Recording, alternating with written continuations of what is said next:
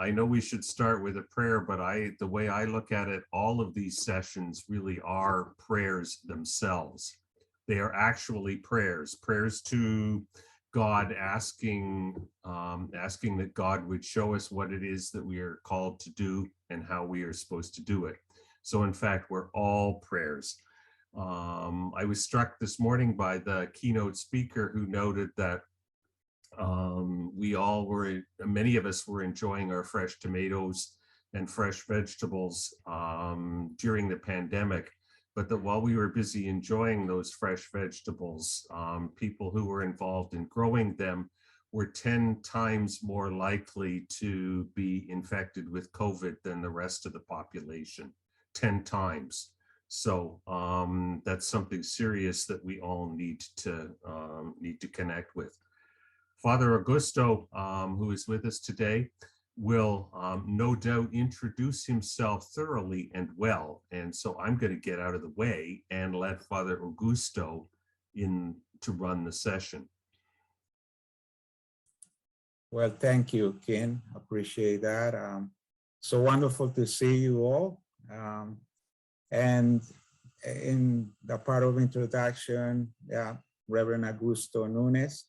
I'm a priest in charge at St. Saviour's Orono, and my ministry, besides the parish ministry, is with agricultural migrant workers. 3/4 of my time is with the agricultural workers, and 1/4 is with the parish. So I'm really happy about that. That I'm able to do both ministries, parish, and also be in the fields. Being of support to the migrant workers that come to our region. Our focus right now is Durham Region, but we are growing and it's going beyond that border. So I'll share later the size of the population of the migrant workers. But I guess that's as an introduction. That's what I can tell you. I've been working now with migrant workers for about, I think, almost 7 years. Time flies when you're having fun, I guess, but it's about 7 years. I began in Beaverton with Reverend Ted McCullen, who began the work there. I came along to support him. Especially it's a Spanish-speaking population there of migrant workers. And after, when I began at St. Saviour's Orono, of course, there was already a ministry happening there with Reverend Keith Greaves at St. John's, Bowmanville. So anyways, I began working with both of them and expanding our outreach. And that's kind of how everything began in regards to my work.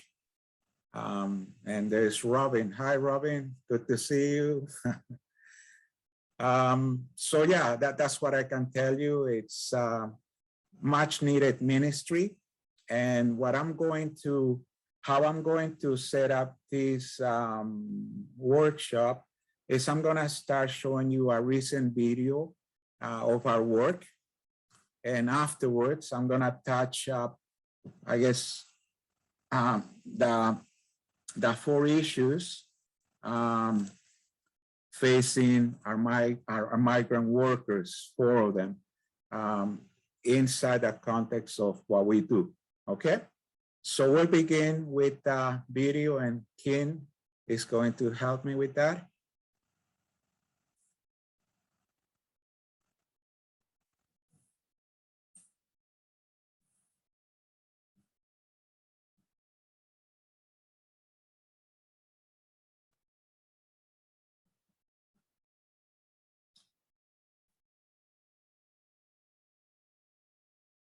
I don't know if it helps. I heard it. Oh.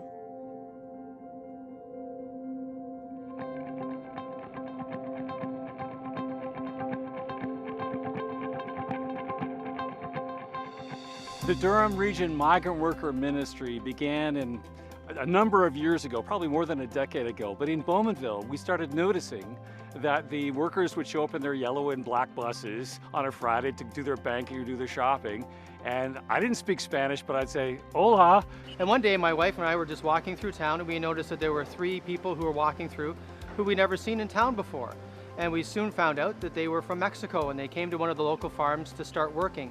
We were having a monthly free dinner that the churches in town were putting on for anyone in need, and I thought, well, I'll invite them for dinner. So the congregation had taken on the challenge of highlighting all of these members in our community, because they are community members that we typically don't see that frequently or hear about their challenges and what they bring to us. My name is Reverend Augusto Nunez. The name of my ministry is Durham Region Migrant Worker Ministry. You know, we're a support for them in regards to being away from home. They come here to work, you know, and try to make money for their families.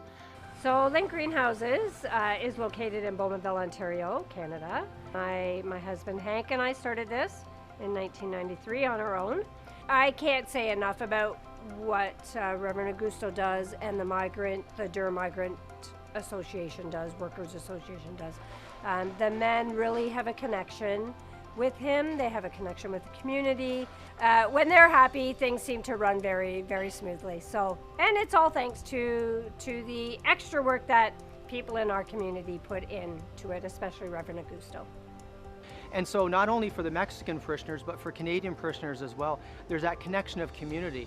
And so over the last 12 years, we've had many of the same volunteers. They come back year after year, and they're excited to see the workers back, and they're excited to see the workers that they know. It's become a really positive thing for the entire community. I went back to my parish and just threw it out there. Is anyone willing to help donate anything, money, sports equipment, whatever they have? And in about 24 hours, maybe a little bit longer, we were actually able to raise about $1,500. With the pandemic and the challenge of getting the migrant workers up here, that if you don't have these folks pulling the produce out of the fields, there is a major issue. So they are absolutely necessary in Clarington and right across Canada if we want to get food from the farm to the tables. Las cosas que hace por nosotros el Padre Augusto y por el cual estamos muy agradecidos, no nomás yo, sino todos mis compañeros, es que nos apoya de manera pues moral, espiritual, y nos apoya con víveres, con comida, con un poco de ropa, como él le van ayudando a otras personas aquí en Canadá, el cual agradecemos bastante. Biggest needs we see right now, it really is around food, strangely enough, because they pick food all day long. But one of the things we found out early on was that the kind of food that we eat in Canada and would have stocked in the grocery stores are not the same kind of foods that they're used to in Mexico.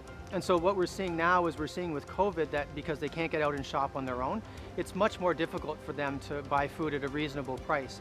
About 60% are from Mexico, Spanish speaking. We also have English speaking from the Caribbean.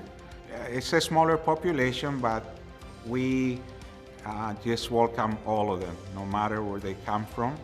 They just don't come here to work. They also spend their money that they make here. So it's a full circle. Their presence contributes because of their work itself, their financial contribution through their shopping in town, and just the relationships that are developed with the people who take the time to volunteer with them. Because they're great guys, they work hard, and they wouldn't come back every year. The employers wouldn't want them back every year if they weren't loyal, caring people who are good at their work. So who wouldn't want to get to know people like that? Like when they see us and I get to see them and I get to see the cheers and the smiles and everything. It's a little hard now with the mask and all that, but you can still see the cheeks get raised behind the mask, right? And they're all like really excited to see you.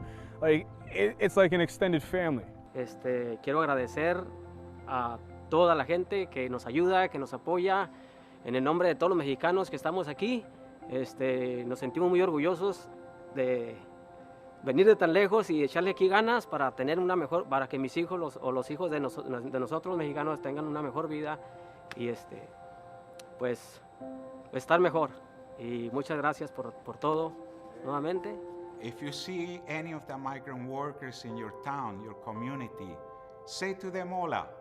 That will make them feel welcome and special.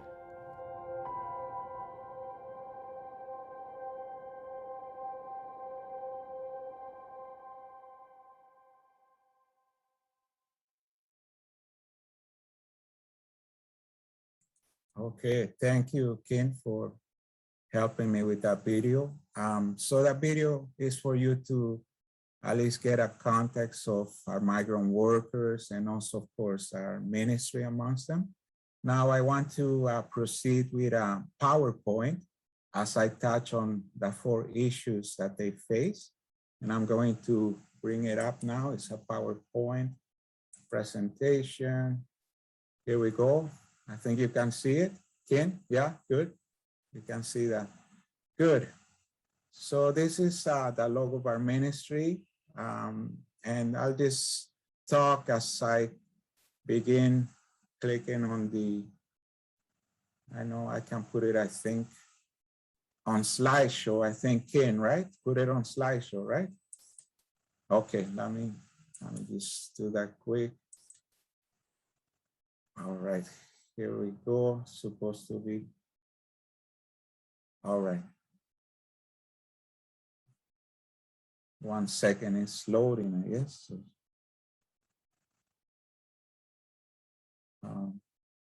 Don't know why it's taking its time. Oh, can you see it, Ken? Yeah? Okay, good, good.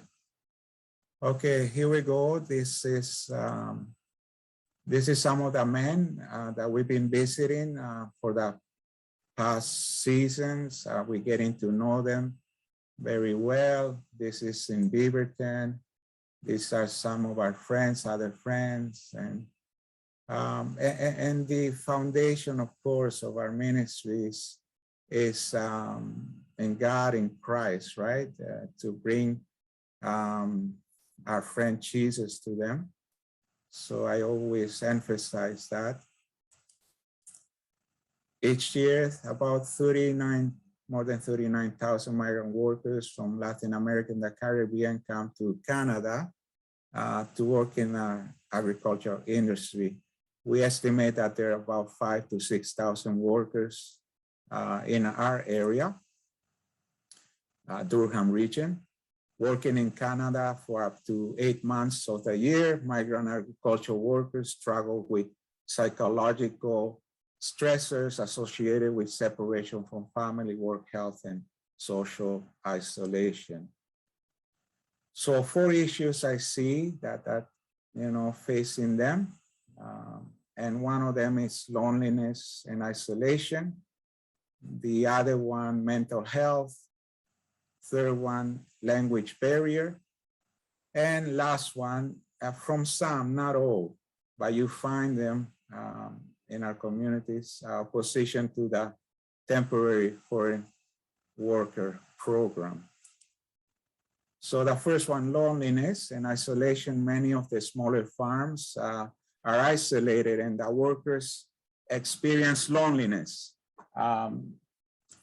Some of the actually farm owners somehow got to know about our ministry and reach out to me, and I've been able to visit these farms that are pretty much isolated compared to some others that might be close to a town and they can just use a bicycle to get there.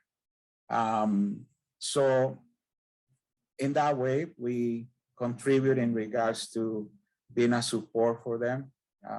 This by being there, praying with them, bringing them food as you saw in the video, and connecting in many ways. Bicycles is a part of our ministry and to provide for these isolated farms. What I have here, some farms didn't even have Wi-Fi, which this kind of didn't help in their isolation, but this seems to be changing. I guess especially because of the pandemic, farm owners are beginning to help that way the workers. Just on the side note, this I know we had a pandemic, but still they have become part of our parish in some areas in Beaverton and also in Durham. St. Saviour's being my parish. We have them coming to our services. And just one little challenge is finding the reality of finding volunteers for transportation. but we're working on that. Mental health, there's mental health issues as common as also in our communities. An example was cases of possibly one of them that I have here, paranoia, schizophrenia, and cases like that that come up once in a while. And there was one case with one fellow, of course, that was affecting the farm.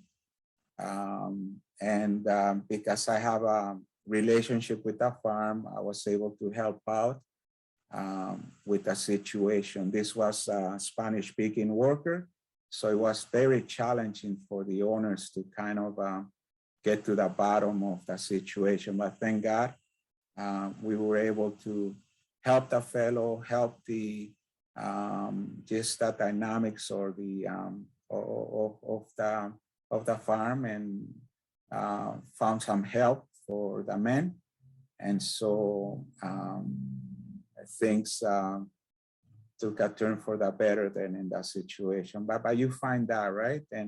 And the thing is that good thing our network, we network with professionals like psychologists, social workers that we are able to provide help for these situations that sometimes come up in the farms. Language barrier. As you know, I work with two groups, Spanish-speaking and English. The Spanish, at least in my area, they're mainly from Mexico.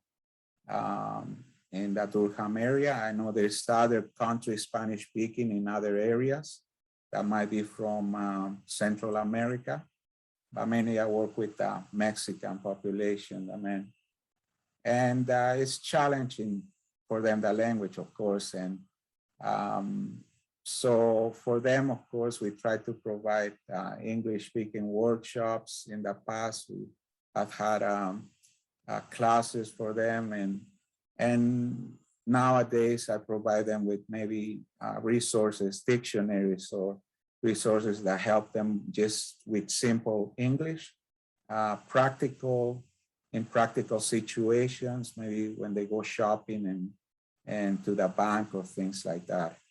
But that's, of course, a challenge for the Spanish-speaking men. And the last one I brought up is, although most are supportive of the temporary foreign worker program, there's some adversity, right? There's always, and the reason being that they're not informed in regards to the reality of how needed these workers are for our communities, as you saw in the video. Not many people want to do that type of work that they do. It's really hard, backbreaking, and not an easy job to work for minimum wage. So again, as they are, and you possibly heard that on the news, especially when we were in the beginning of the pandemic in regards to how our migrant agricultural workers are such a needed population for our communities to provide food for our tables. So on this side, of course, I try my best to inform people of to see the reality so that they come out of that idea that they're taking jobs from them, right? This program that is a partnership with the governments of Mexico and the Caribbean countries. So those are the four things that I brought to you. And I'm just gonna show you some pictures from our work. These are some Mexican men in one of the farms.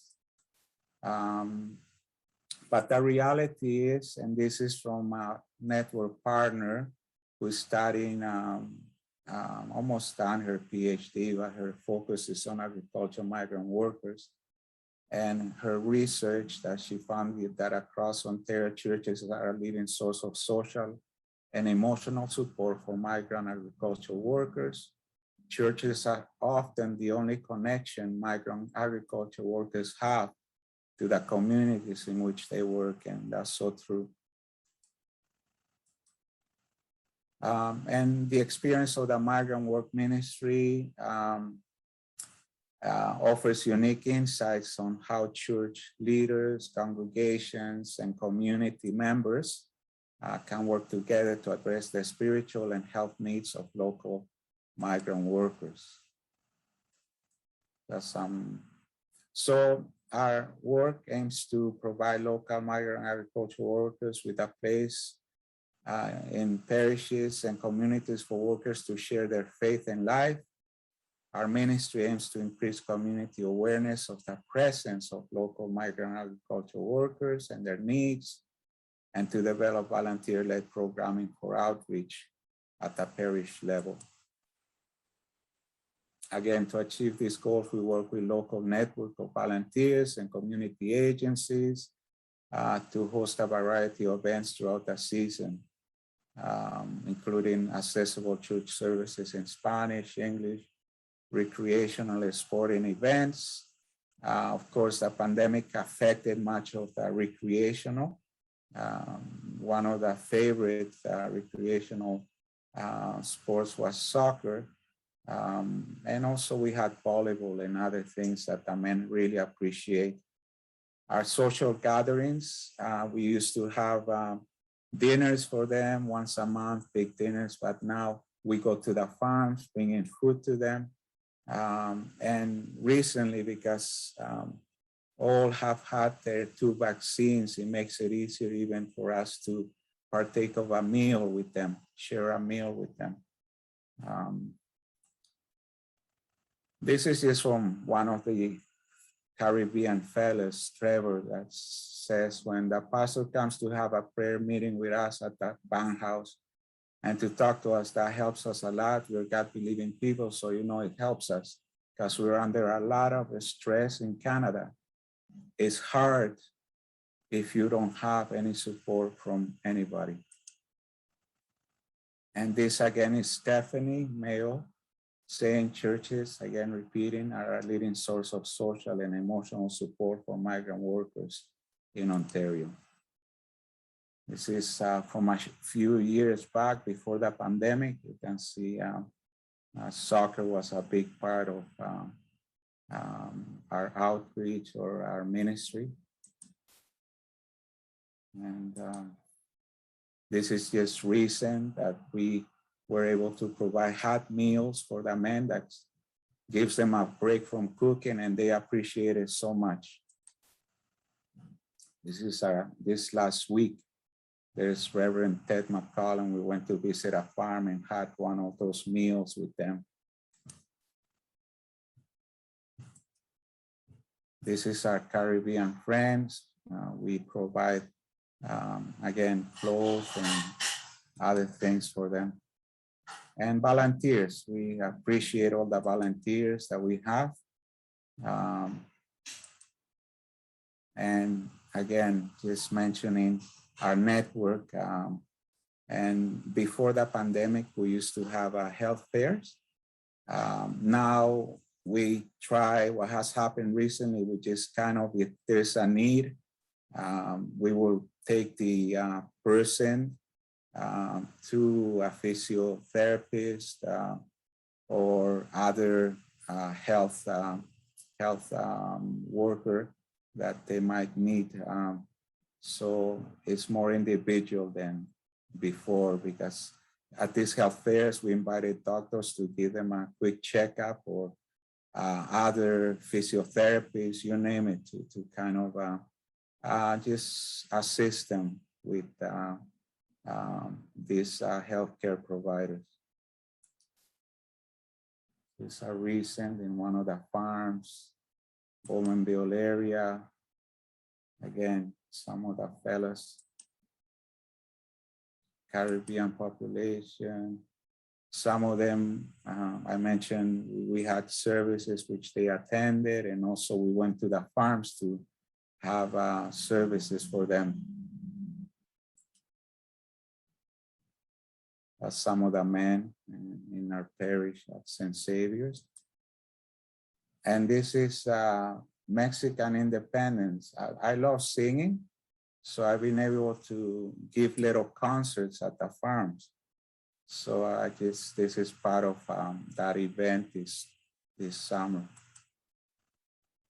It's at the different farms, it's having fun, and it's bringing something of the culture to the men, which is so nice. Now, finally, and I'm sorry, I'm including ways of supporting, taking advantage of my workshop here, but so that you know, is that okay? Prayer, of course, remember us in prayer, that's so important. Our focus is Jesus, our good God, Father, Son, Holy Spirit. That's what we're about. That's our foundation in what we do. Of course, there's the practical side, bicycles, not so much this summer because only a few of the farms allowed the men to have them because they still, you know, when the second vaccine came, they were more flexible. So it's beginning to change, but at the beginning, forget it. They didn't want their men riding into town, so only a few farms allowed it.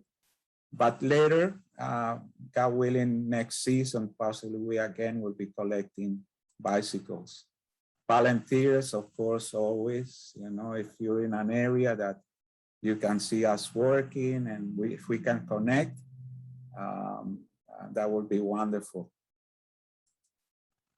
Oh, and transportation, this is another one, of course. If you're in our area where we do our work, we always try to get people to help us, especially to bring them into church, or of course, we're not having, have had the fiestas or dinners because of the pandemic, but looking forward for sure, we will need help again in that. In-kind donations and always dinero. You can always, you know, money, that would be nice for the needs that we have for the running of our ministry. And this is where you can donate, St. Saviour's Orono Anglican Church. We got a webpage and all this information is there at St. Saviour's Orono webpage. And this is one of the fellows to finish off. This is little note of thanks. Thank you beforehand for your support, that you brought us the food, farewell fiesta, and for helping us to get a little closer to the Lord. Thank you for all that you do for us. Okay, so many thanks again to our Diocese of Toronto, volunteers, donors that contribute to this ministry. And that's the end. There we go. I'm gonna stop share. How are we with time? We are plenty of time. It is not. Ooh. It is not the end. It is the Okay. beginning of the time period for people to ask questions. Sure. One sure. thing I want to comment on before you go too much further is that in all of the pictures, Father Augusto, I think Mhm. almost all of the pictures, you are smiling. Okay. So that suggests that the work may be hard, but that it is Yeah. worthwhile. Yeah. But it is true, even with a mask on, you can tell that you are smiling. So Yeah. Oh, wow.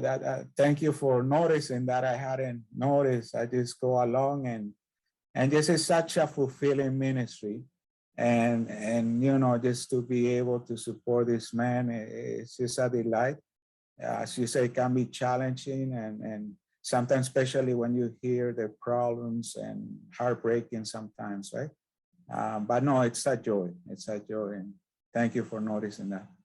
All right, so questions right now. We're going to question period, right? we have a small enough group that if you have a question, you can just unmute and ask the question. We do not have to formally raise hands or anything. Please do that. And if you run out of questions, I got a bunch. So, Okay. but you all go first, okay?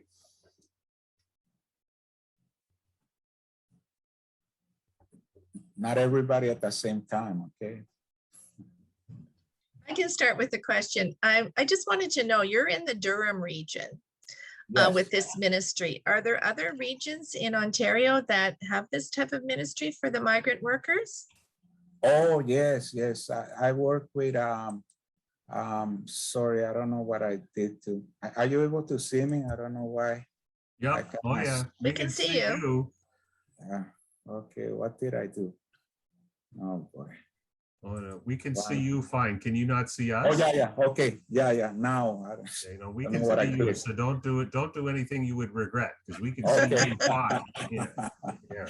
No, just, you know, I'm not a techie person. Sometimes you click on something and we're good. We're good. Yeah, I have partners, other denominations that I work with in other areas, in Whitby, Ajax, that area.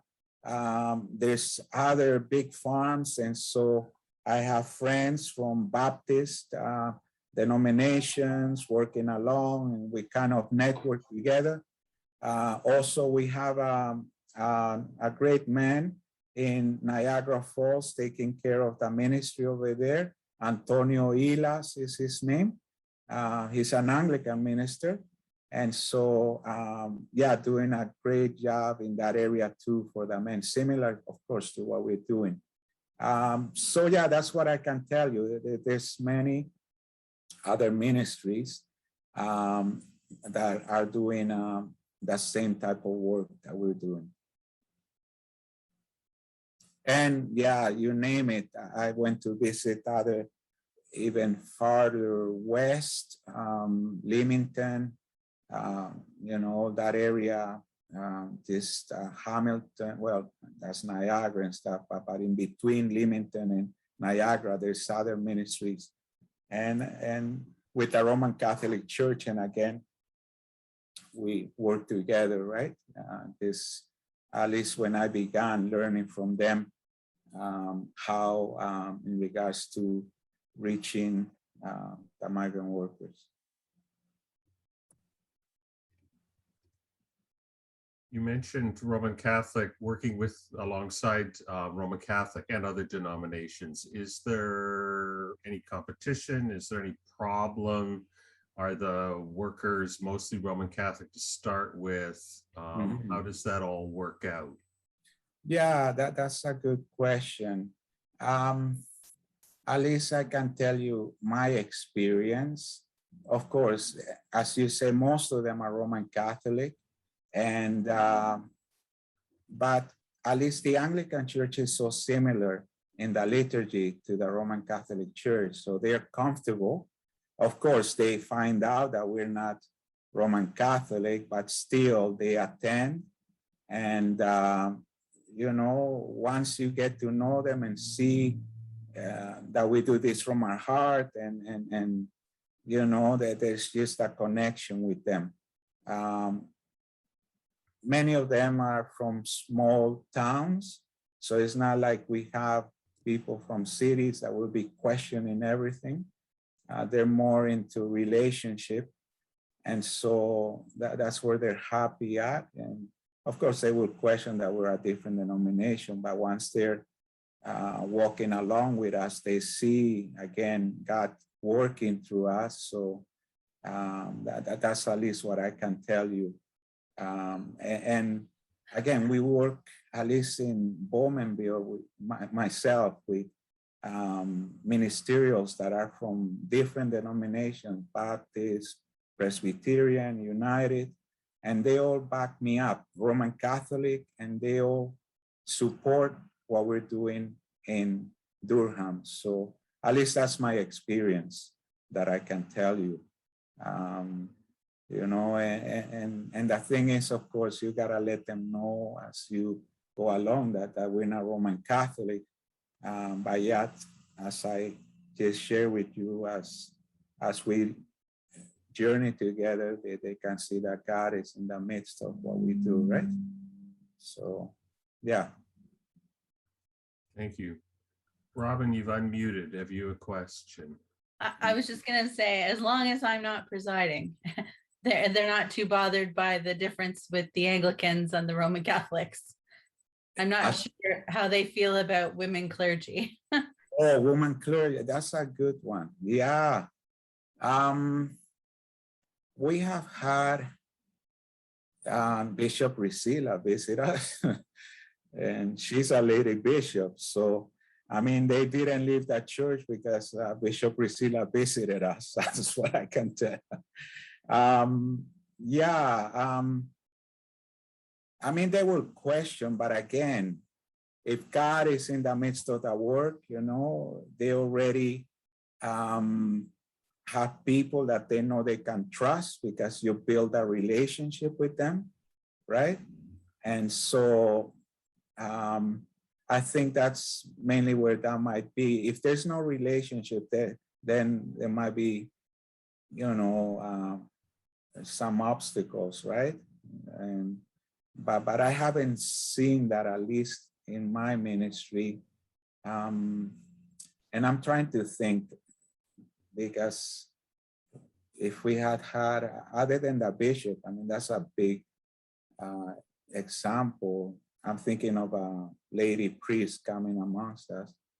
I mean, I have lady priests helping us, like Susan Spicer, and they see her with her clergy clothes, and you know, and there hasn't been no opposition or that I can tell you. At least that's my experience, right? Yeah. Any other questions? So I had another question. I just wanted to know, are these, like it said 8 months these people are here for. So are they here from, like, I don't know, what months would they be here from? It varies. Some of them come in January, start coming last January, and they leave early September or something like that. Others come in May and leave later on, right? In November or late November. Others even come, so it varies, but for the most part, they come for the warm season, springtime, right? The majority, of course, to work on the fields, but there's also greenhouses that hire a lot of them, and that's throughout the year, right? Right. So it varies, but the extent of time, it varies too. 6 months, 7, 8 months, other farms. And this is, I helped a little bit with people in these farms, but they have contract for 2 years. So they stay for 2 years. I think they let them visit home in between. So it varies in regards to their stay in Canada. Each farm is different. Yeah, I was wondering if they actually got to go home, and I guess the ones that I've seen are up to 400 at the Holland Landing there. There's a lot of migrant workers that work on those farms.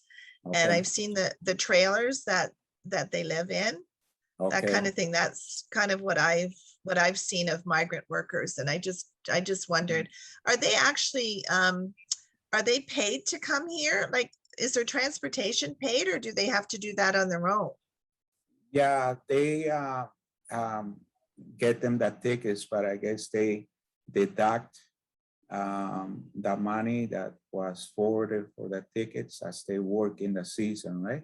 They do have to pay it as they begin working. I guess they deduct, right, from their check or what they get. So they do have to pay, but not upfront. It's sent by the owners, and after they pay it. Because they're getting minimum wage, basically, right? Yeah. And they're trying to make money to support their families back home. Right. Yeah. Thank you. Yeah.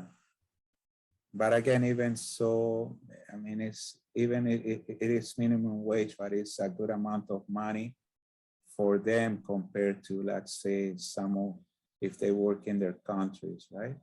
Right, because they're making less back there. Yeah, way less. Maybe in a day, what I heard, possibly over there in a week, you make what you can do here in a day. Wow. So there's a big difference, right?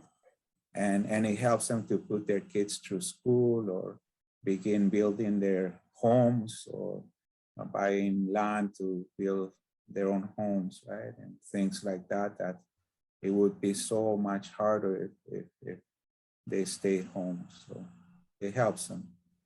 Yeah, I'm sure they're working long hours here too, in the fields. Yeah, it varies from farm to farm. Some farms do give them a day off on weekends. Other farms, they go, 7 days a week. At least they give them a break on Sundays, maybe in the afternoon, those farms that are busy, right? Some of them do not mind that because they come here to work and make money, right? But there's that side of the back-breaking part that, just the physical work is hard, and so it affects them. So they need physiotherapists or to help them with all the hard labor that they do. But more or less they are happy, of course, to make money for their families, right? In the long hours, some are okay with it. When I drive north from Toronto, where I live, every time I drive north, there seem to be fewer farm fields. There seem to be more houses and more factories. You said there were 6,000 workers now. The other thing I notice is that when I go to the grocery store, the asparagus may say it comes from Peru or Africa or any number of other places.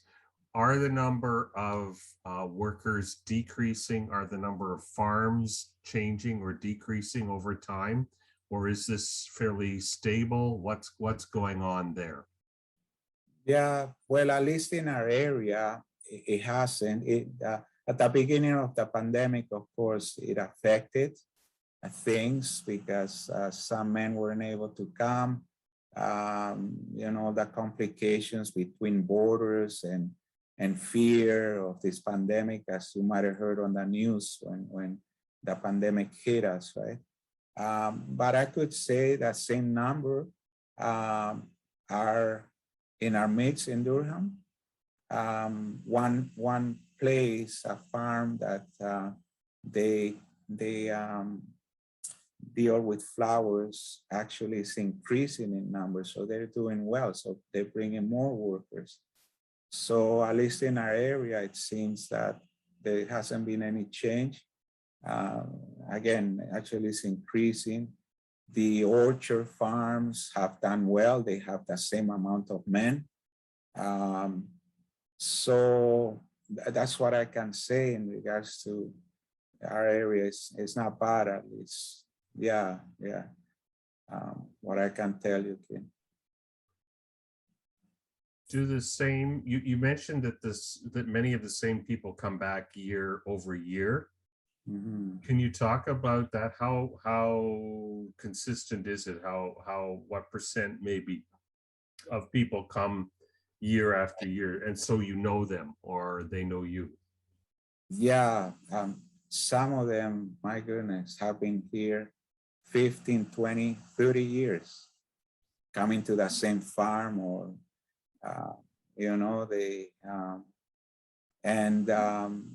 so as I come in the picture, as I came, of course, they had been coming to those farms for that length of time already. And with those men, it's so wonderful to see them from season to season because you get to know them, right? And their families. And I was fortunate to visit Mexico, to visit some of them in their actual homes in Mexico. Mm. So that's another connection with them.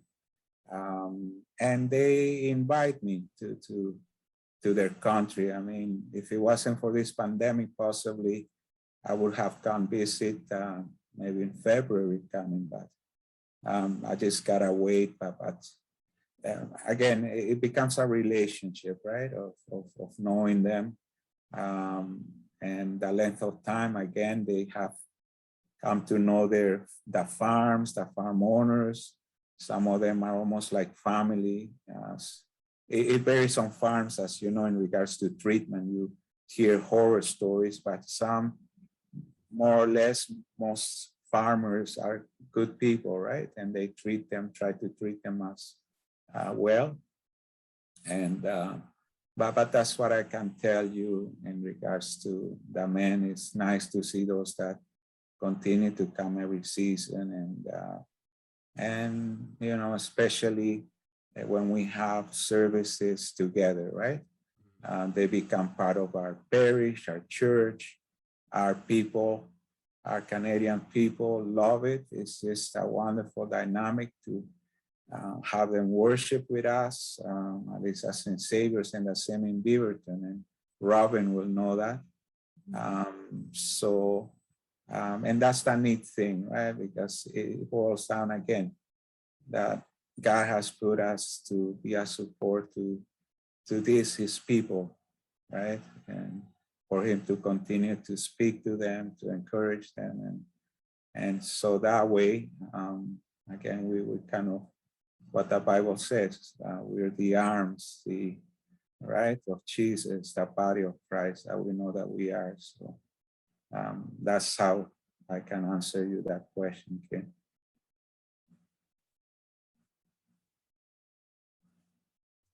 Robin, you are unmuted again. Do you have another thing to say? Well, I do live in Beaverton. I haven't been to, we call it a Mexican service in years.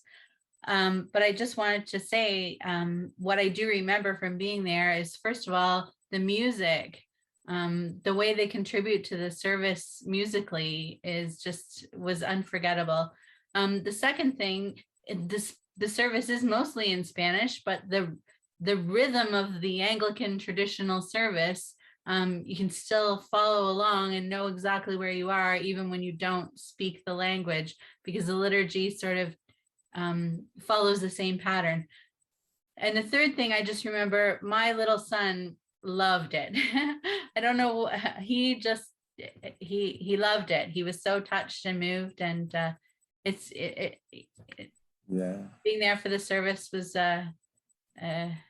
really meaningful. Yeah, you're right, Robin, and that comes from the people that are in touch with us still, at least in Beaverton too. The volunteers that helped us out in transportation, or the fellowship, right? Because we used to have things, a little snacks for them at the end of the service. But how they tell me that worship together, you know, and that comes out like what you're saying, Robin. And also my congregation at St. Saviour's, they also miss them, right? Because I started combining our English services. I put in the liturgy some Spanish. And that was great. I mean, you know, they were happy to be there, even though it was English. Especially, of course, I began putting some Spanish parts in the liturgy.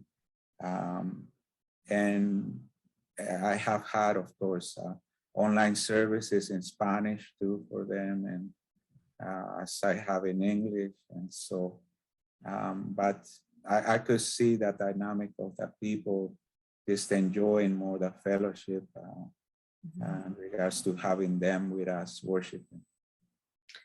And I found that it's just interesting how we think we're ministering to them by providing this service, which I know, Augusto, you worked so hard and you do offer them such, they're so thankful for what they receive from you, but I wasn't expecting to be ministered to by embracing them within our midst, in our community, in our church. So Right, right. That's true. And that's what Mm. people say too, right?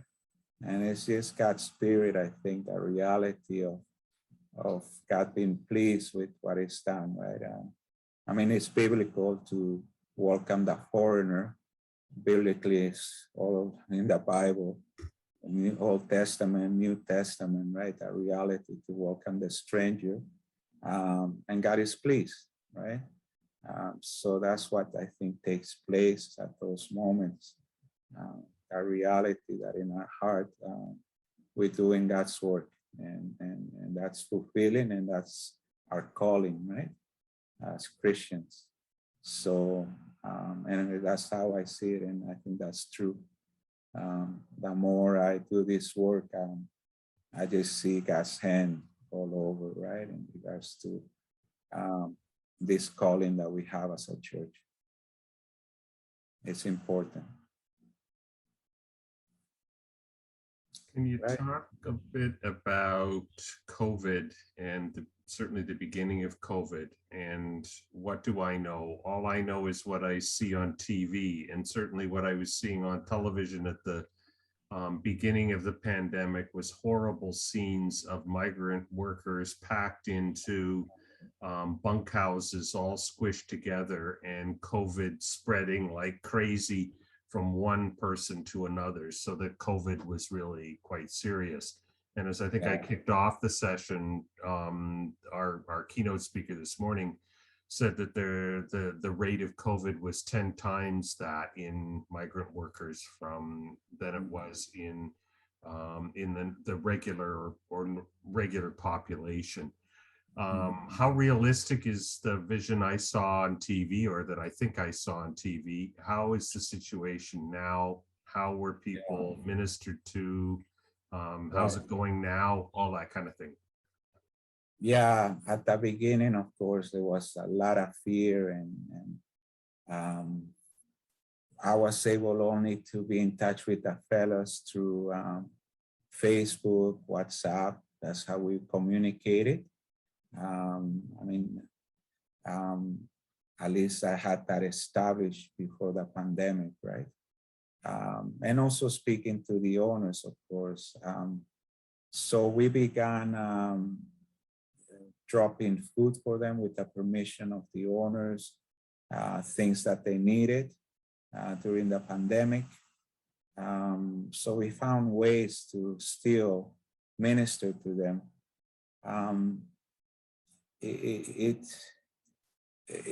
It was difficult for all of us in the ministry, right? Because I mean, that's our heart, as it was with our own parishes, right? How being away from your people, or as a church, as a people that we cannot come together, it had been, especially at the beginning, challenging.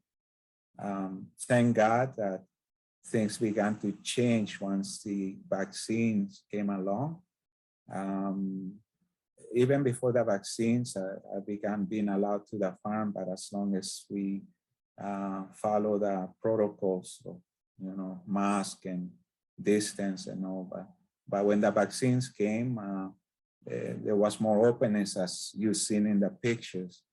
And even now, we're able to partake of a meal together, or having services with them at the farms. Or in my parish, picking the men and bringing them to our services. So that has, thank God, begun to, change from what was at the beginning, right? So that's what I can tell you. Thank God, at least in Durham, there was no case of any of the men being infected by the virus. A lot of cases, as you know, out west, horrific cases that, that a whole group of them being infected because of the conditions. Because they're, the reality, they're put in rooms and it's crowded, right? The pandemic has helped in a way to maybe give them more room for them to live, has provided maybe for more more space for the living quarters. So it has helped in a positive way, I think, in regards to those things, right? But that's what I can tell you, at least in our area, my experience. In Beaverton, thank God, no infections either. But at the time, the men were fearful, right? Because they heard news like what we saw of all these Southwest cases that whole farms, my goodness, being COVID positive and some deaths, of course, much tragically that taking place. But I seen a change as the vaccines came along. And all of them, at least on my part, the men that I know were willing to get the shots. There was no opposition. I know we talked about it. Oh, how are we gonna communicate? Could they have a choice? But with them, they just wanted. They were asking me for, oh, Father, when is it coming? You know, when do you think we're gonna get the vaccine? You know, so there was no opposition, and that has made a big change in regards to, again, getting back to normal a little bit, right? And God willing,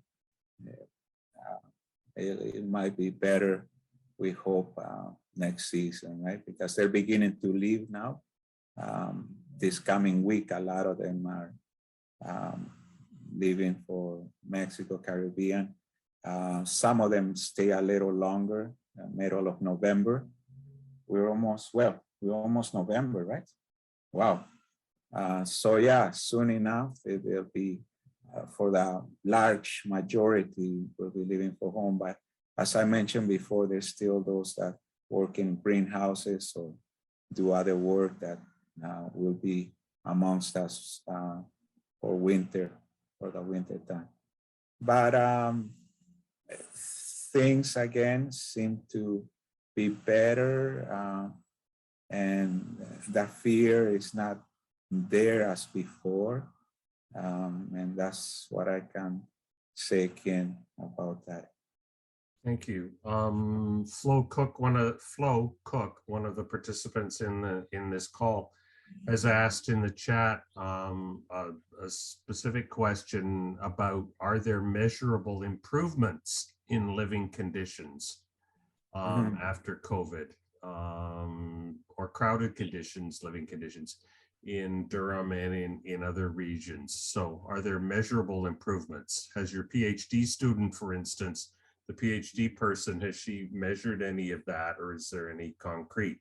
You're giving some positive information, but is it measurable? Less people per room, I think, is what we're thinking of. Yeah, that will be it. And the government has begun being more active in the farm owners, following guidelines. Before, possibly you might have 8 to a room and bunk, how do you call it, bunk beds, right? But now it seems to be more spread, and that's kind of guidelines given, right? They cannot be so crowded.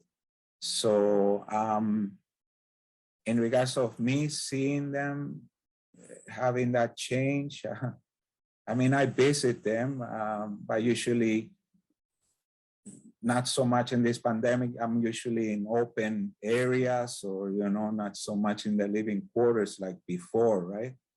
But I think they have been given guidelines. As you know, they had to quarantine for 15 days. So the farm owners had to provide other trailers or other living housing locations for them. So that in itself has pushed them to address this being all bunched up together. That's what I can tell you on my side, what I know that, and I have people that I know, of course, that I have meetings, work for the health, for the government health services, and they go visit the farms so that to follow, the new protocols, that guidelines, safe health guidelines that they been given, right, the farm owners. So I'm glad that at least is pushing the owners to be more conscious of giving them a better living place for them. So that's a positive thing in a way of what this pandemic has, the results of it are positive, if I may say, right? To give them better living conditions than before. When I first heard that they were not, that workers were not being allowed to go into town, I thought, my goodness, that's very horrible. They're being stuck and isolated on the farms. But am I right that in fact what was going on was that they were being kept from going into town because they might catch COVID in the town? That there weren't any cases locally. So, but if they went to the town, they might bump into somebody who would give it to them. So it's in fact the other way around. The isolation was not as negative as I'd imagined. Is that? Yeah, because there was cases that the men had picked up COVID from going into town, right? And so the owners were fearful of that. And so at that time, especially at the beginning, they bought all their food and brought it to them, right? They did shopping for them. But that was what was behind it, is to avoid being infected, which had happened out west in cases. And I mean, imagine also the reality, the practical, these farmers are trying to make a living. This is also a business, right? And so they gotta protect and not have something that would,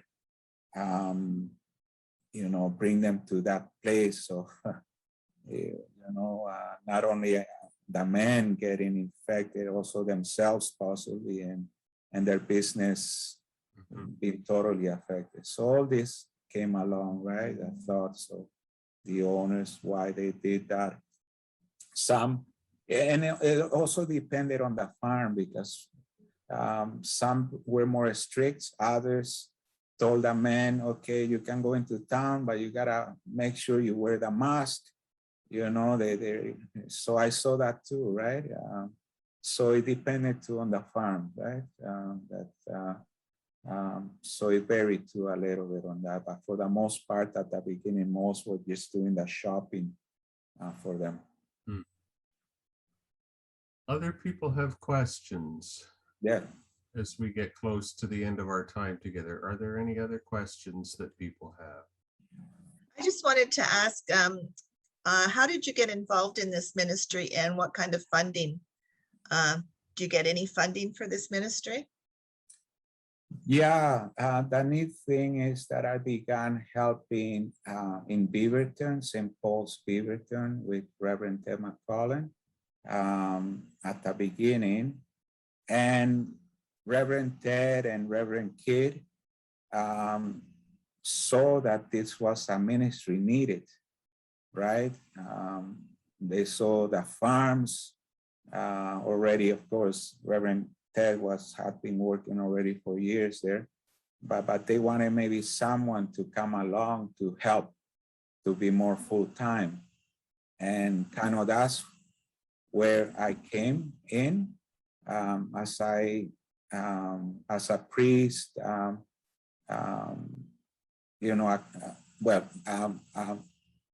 a contract, but a proposal was put in regards to having someone, a minister, maybe to work with the men, right, agriculture. So it was approved by the diocese, and through the diocese MAF, some of my, the contract was able to be, a contract was able to be put in place that I could work 3 quarters for this ministry, in 1 quarter, as I mentioned, for my parish, right, as the priest in charge. So that's kind of how it worked out with the bishop, that she was able to put things together, which I'm so happy.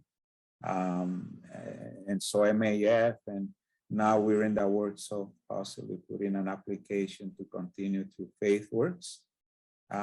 So I will send that notice to all the churches. I know many donate to FaithWorks, but if they can put, they have a choice maybe to direct the fundings, right?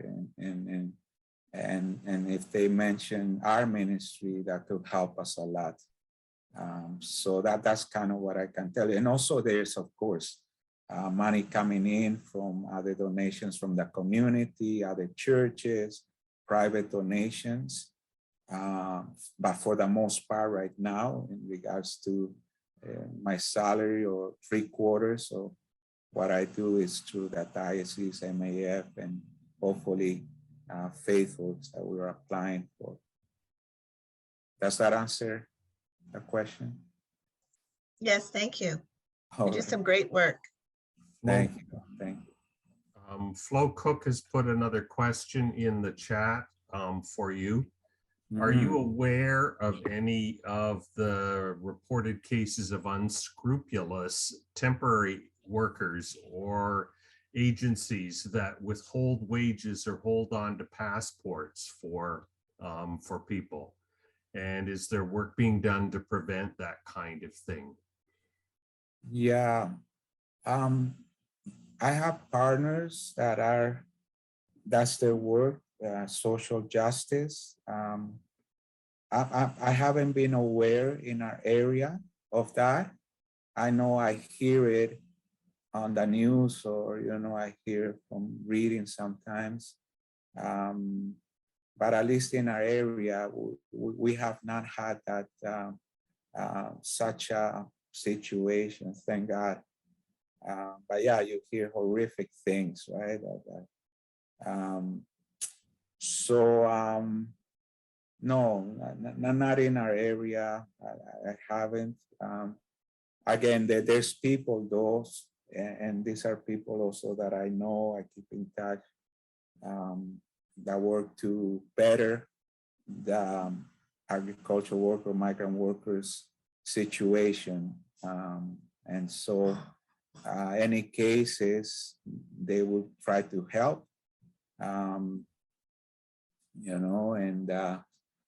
myself, I gotta work on a thin line, right? Because I have a relationship with the owners. And that's how I like it, because coming along with them, I think the situation gets better for them.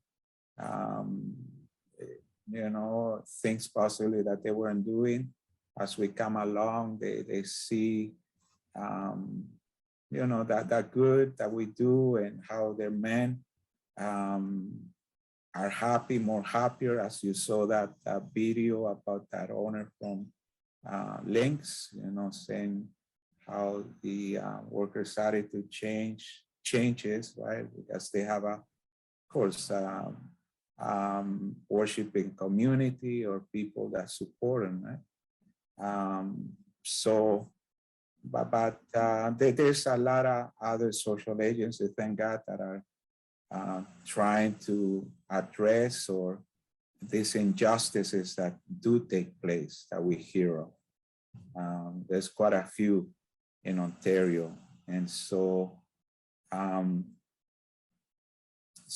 that's what I can tell you, right? I think things have been improving. Of course, it continues hopefully to get better.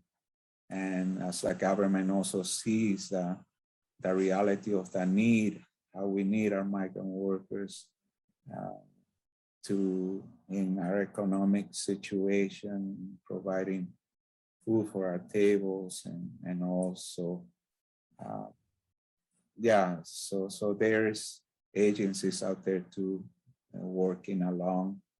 And there might be, let's say in Leamington, there's offices that at least the workers can walk in when they go to town, and they can, if they're in a bind, they can report that. And in a way, I'm thankful for those agencies, right? So that's what I can tell you about that. Well, thank you so much. Our time has come to an end together. Wanted to ask though, the video that we showed at the beginning, is it available through the diocese? Do you know? Is it easy to access? If it is, we'll go look for, all of us will go look for it. That's what we will all do, because if it has the diocesan logo. Oh, so yes, it must yes. be there. Yes, yes. If not, just let me know, Ken, and I'll send it to all of you if you want, okay? Marvelous. That's no problem, and just to help us to continue our work amongst these men that do so much for us in our country. And not only that, we're a church, and as you know, we're doing this for our Lord, right? And, Amen. so that's Certainly the bottom line. what we can tell is, as you smile, we can tell that you really are doing this from the heart. And that is so good. Thank you for that today. Thank you, Ken. No problem. Thank you all. Blessings, and thank you for being part of this workshop.